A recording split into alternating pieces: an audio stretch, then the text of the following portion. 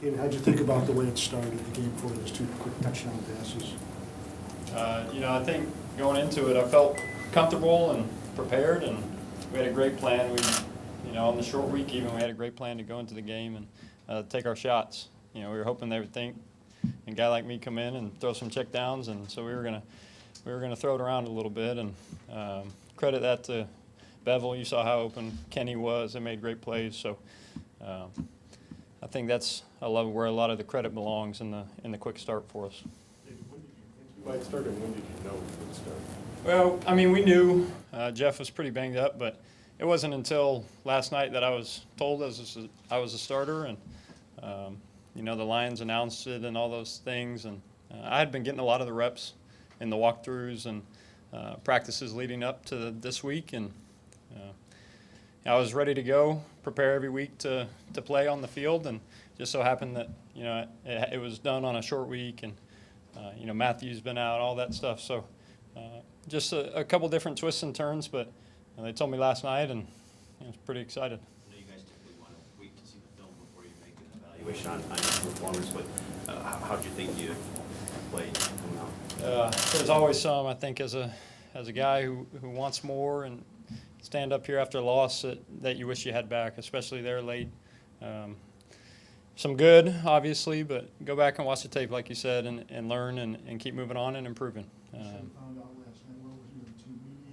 Yeah, they told me, we always come back for the meetings, told me right before the team meeting, the squad meeting. So that was Bob and Coach Patricia. They sat me down and made sure I was ready to go, and it's pretty exciting. What were the range of emotions you kind of went through today when taking that first level snap on Thanksgiving and then obviously the loss?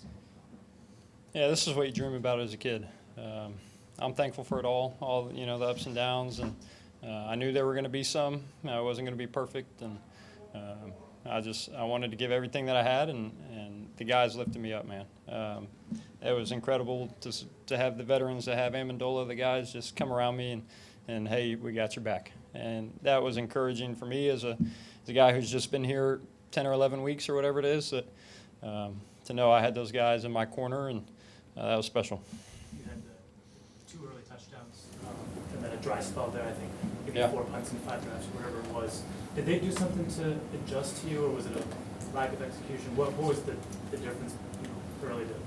Yeah, I think you can put it on lack of execution, some missed checks in the run game by me, just some drives that stalled out on some close bang plays that fortunately we didn't make all day long. And I think it shows you kind of the story of our offense for the whole season. We've been explosive and have had a lot of success against a lot of great teams, no matter who the quarterback is. And sometimes we struggle shooting ourselves in the foot. We have some penalties. We struggle with that. So I think, although we struggled there, I think we picked it up and helped our defense out in that third quarter, and had that long drive after we put them on the field quite a bit to start the third. Did you think about the first drive that you started with, that first pass to Hawkinson comes in quite a bit short, and then you just air it out for 75 yards. What happened in that first play? Was it just a missed throw?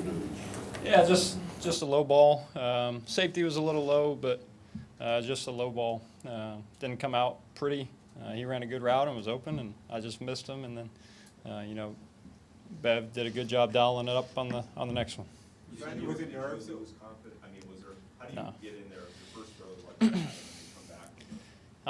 I'm a pretty confident guy. I know I can make all the throws. I know my coaches and teammates believe I can make all the throws, and so sometimes it happens.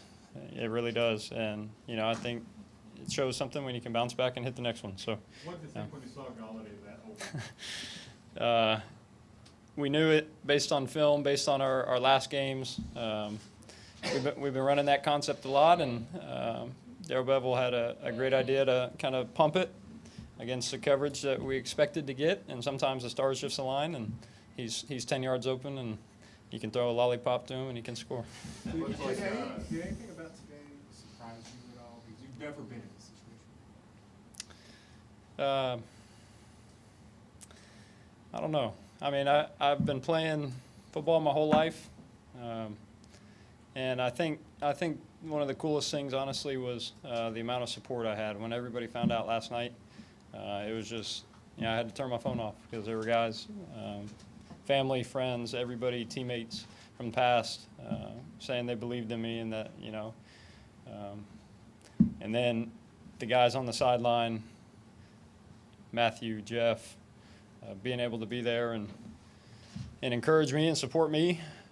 Not that I didn't expect it, but they had my back. Everybody did, so that was special. It seemed like Matthew was coaching you a decent amount between drives. What was he telling you between drives? I think since day one, since I've got here, I've tried to be his shadow as best I can and just pick his brain as well as I can, because I think, the city of Detroit appreciates it, but when you can emulate that guy on and off the field, you're going to be better for it. And so when Matthew offers something to me, I'm going to take it hands down. It looked All right, like last one. Chicago's coach, Matt Nagy, came back and shook your hand, had some words for you after the game. Just wondering if you could share what he said to you. Yeah, he was just, proud of the way I played and said it was impressive. And so it was cool, to talk to Mitch and Chase and all those guys, and just, the quarterback community is a small one. So to have their support, that was cool too. All right, thanks, guys.